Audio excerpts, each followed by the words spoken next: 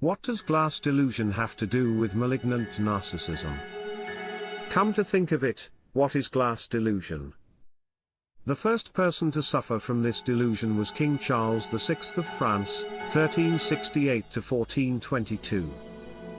The mad king literally believed he was made of glass. If you were convinced of that, what would you do? Well, you would be obsessed with breaking, with shattering, wouldn't you? The king wrapped himself in blankets to protect his buttocks. After all, if he sat down without suitable cushioning, his ass might crack into a million glass pieces and that would be the end of him, death by broken ass, right?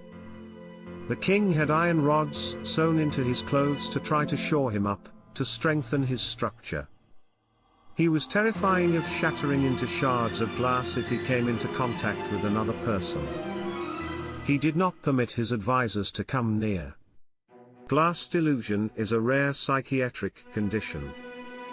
The obvious psychological interpretation of the delusion is that it expresses how vulnerable, fragile, and exposed the person feels.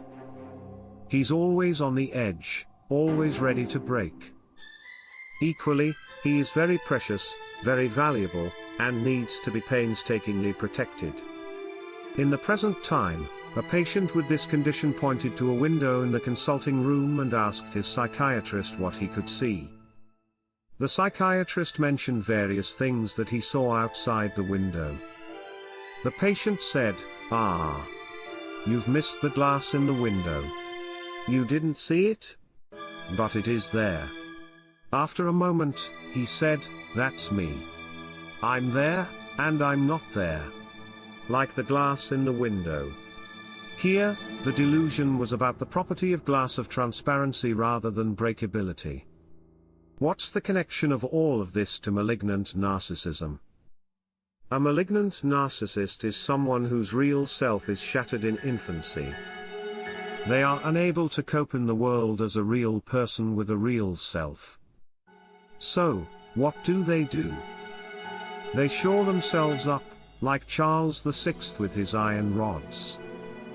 The iron rods of the malignant narcissist are used to construct a false self.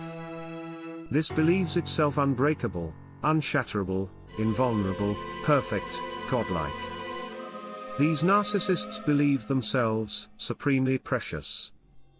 They think others should treat them as having supreme value and do everything to protect them and help them shine and gleam. So, a person with glass delusion, who imagines he might break at any moment, might try to counteract the problem by imagining himself as a man of steel, who can never break.